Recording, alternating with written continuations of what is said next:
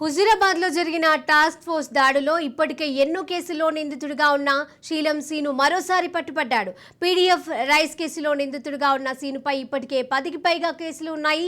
పేదలకు అందాల్సిన బియ్యాన్ని అక్రమంగా తరలిస్తున్న సీనును పోలీసులు పలుమార్లు హెచ్చరించినా ఫలితం లేకుండా పోయింది. ఇలాంటి వారిపై కఠిన చర్యలు తీసుకోవాలని బాధితులు డిమాండ్ చేశారు.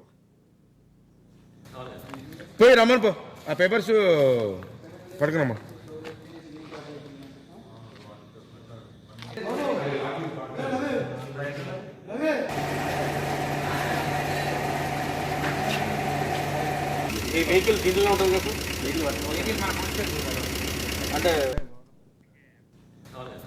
పోయి రమ్మను పో ఆ పేపర్స్ పడుకున్నామ్మా.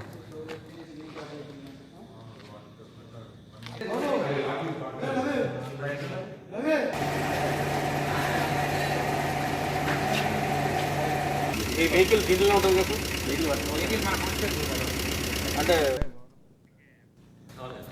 పోయి రమ్మను పో ఆ పేపర్స్ పడుకున్నామ్మా.